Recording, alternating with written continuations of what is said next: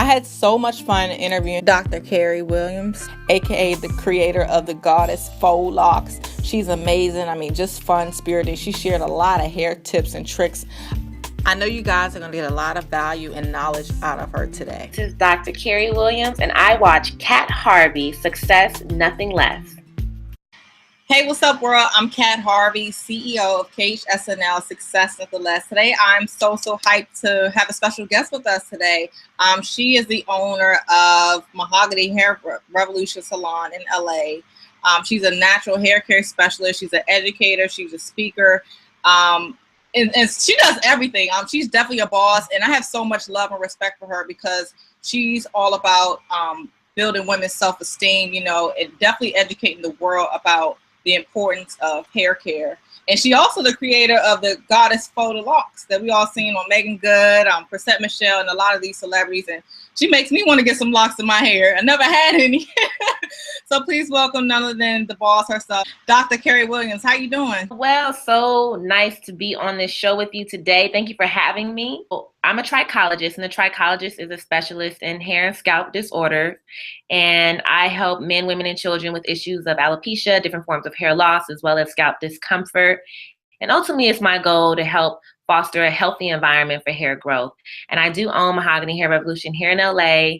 It's one of my first babies. It's an all-natural hair care salon and studio. We don't do any heat styling. Being able to show women that natural hair is an option to be able to express yourself, to show your beauty, that you can still be sexy, sophisticated, as well as professional. As you said, I'm also an educator in the field of trichology. There are a number of licensed cosmetologists who are interested in trichology because more and more women are experiencing hair loss. And I'm really excited because I'm adding another brand under my belt, the Kari hair collection that I partner with Brandy herself to bring a quality synthetic hairline to the world. And so that's coming soon, but it's definitely in the works. How did you get people, you know, in the very beginning before, you know, you had all these notorieties and celebrities doing business with you? How did you, I guess, come across with that same value from the beginning, you know, without lowering your price?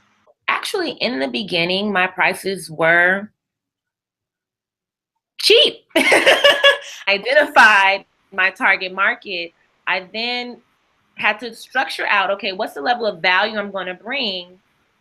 And based on the level of value I'm going to bring, what type of life do I want to live? So I did originally start off with using basic formulas as far as, you know, how much do I want to make an hour? Based on how much I make an hour or how much I want to make an hour, how long is it going to take me to complete a certain style? And also to my target market, what can my target market afford? So when I balance all of these variables, it helped me to establish then a price point that I felt comfortable with. You twist and braid, you know, and whatever else you do with the natural hair care without doing it too tight or breaking up people's hair and stuff. About the technique, I promote invisible braiding and twisting.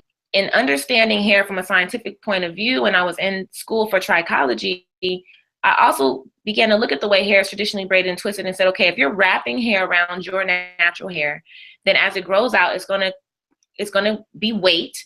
And that weight, because it's hanging on your hair, is gonna cause breakage, it's gonna cause damage. And so I then began to do invisible braiding and twisting, and that is what prevents that damage and that breakage, because you're actually incorporating whatever type of hair you're using to create your braid and twist into your natural hair, into your client's natural hair, so that the hair can grow out as it naturally would. So can you talk about the importance of stress and how it does affect your hair? Yeah, it impacts the body. The way that it impacts the hair growth cycle is, one, when your body's under stress, it's not breaking your food the way that it typically should. So then that impacts how nutrients are being absorbed into the bloodstream. So this can lead to hair strands that are, of course, constantly growing, hair cells that are constantly replicating. Now your hair is becoming more fragile. It's more susceptible to breakage. Additionally, when you're under stress, it's going to impact your sleep, which impacts your immune system. It can take up to 6 months for you to start to see that change and that restoration of your hair. And that's just all based on how the hair grows. Yeah, you were definitely talking to me, because I definitely thought my hair was going to grow back like this. I'm like, no, I'm not young. Disclaimer out there. So, what's the hardest part of your job, that people don't necessarily get to see? So the most difficult thing is maintaining that level of harmony amongst people who come from different backgrounds, different experiences, different personalities, and trying to make it work. And I don't want to say staying positive, because I'm a positive person, but for all those who are trying to get things going, I would say overall it's staying positive, because you're going to encounter challenges. There are going to be setbacks, and really staying in a pace where you can motivate yourself and speak life into yourself. Because as someone who's very ambitious, you set goals and you're like, it's about to pop. It's gonna be great. And I always like that, where as excited as you may be, you may not get the immediate results you were hoping for. What made you, create the Faux Goddess locks, and what do they symbolize? Actually, it was inspired by Megan Good. So she actually approached me with an inspirational photo of Lisa, what's her last name? Bonet. I'm like, Lisa Bonet. So it was actually, the inspiration came from Megan. She wanted faux locks. She didn't want her locks to look like everyone else's. My initial response to Megan was, girl, that is Lisa's hair. And she grew those locks, and you're going to get these regular faux locks that we all doing. But she was determined. And honestly, she believed in me and my skill. She just kept saying, I know you can do it. I know you can figure it out. So honestly, the second part of it came down to a conversation with God, because I could not figure it out. And when I say God literally showed me how to do it, he literally showed me how to do it, down to exactly what type of hair to use.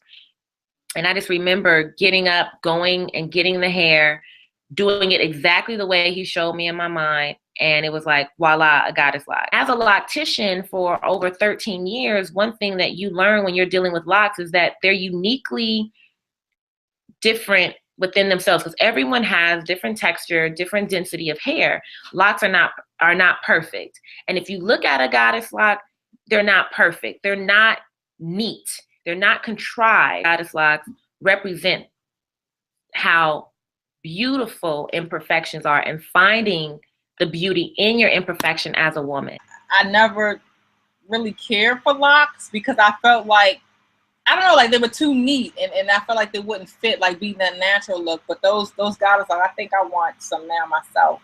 So what do you have to say?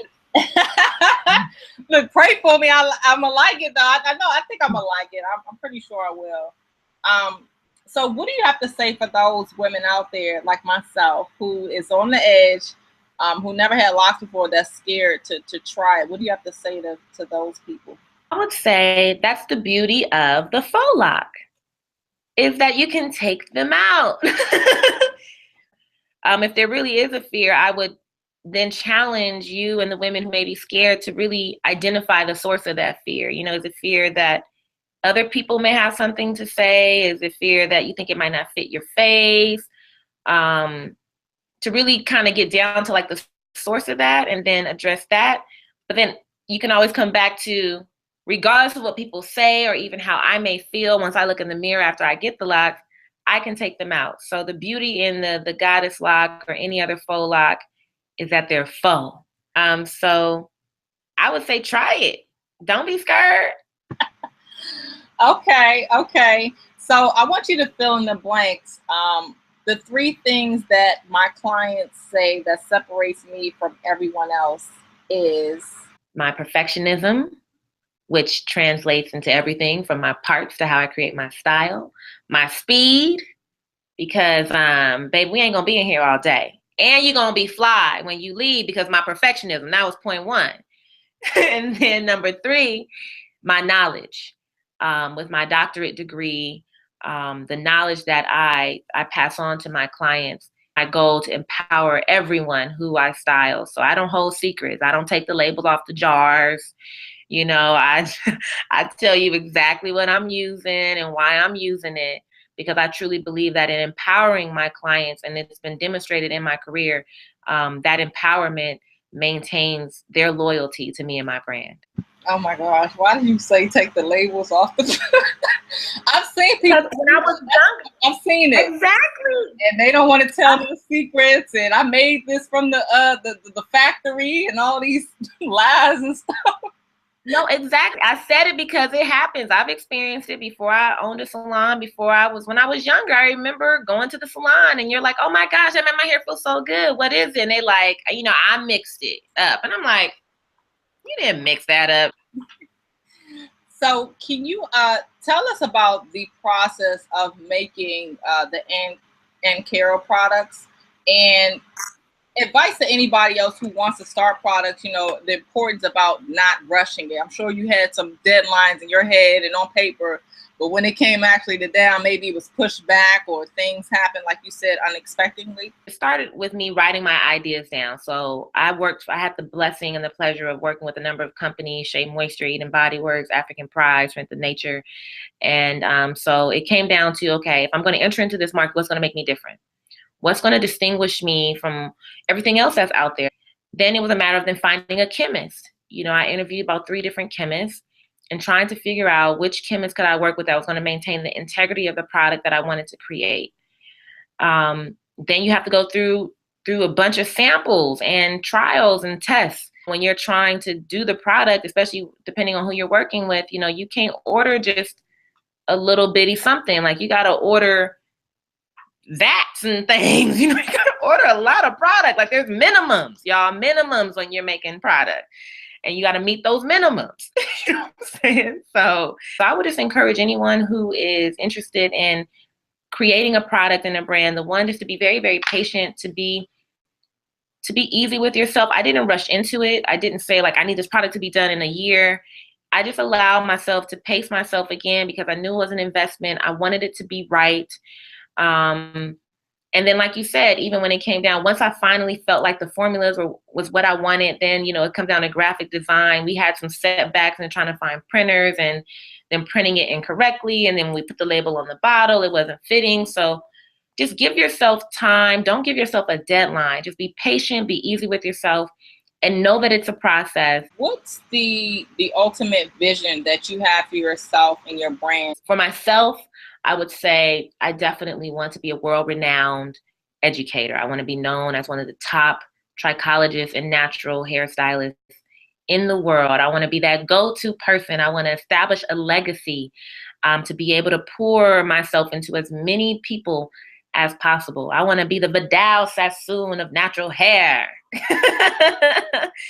And for my brand, it's on that same level. I want it to be international. So do you have any upcoming products that people should know about? The Kari hair collection is coming up. So for anybody who's interested in getting more information about when the line is going to launch, they can visit hairtronics.com. Also follow us on Instagram at the Kari hair collection. We're posting updates and information as we're finalizing the hair and the line, and I'm very, very excited about that. And of course, Ankara Beauty, I recently released my daily hair moisturizer. When you spray it on your hair, it makes your hair feel so soft. And I'm so proud of that product because so many women complain about dry hair. And we all know about oils, but it's been very hard to find a product that you can really spray on your hair every day without having to mix up your own thing in water and really get results. Thank you, Dr. Kari, for coming on my show today. It means the world to me. Guys, make sure you follow her and her company at the Bacardi Hair Collection, and definitely go to her website, drkariwilliams.com, to see more. Thank you.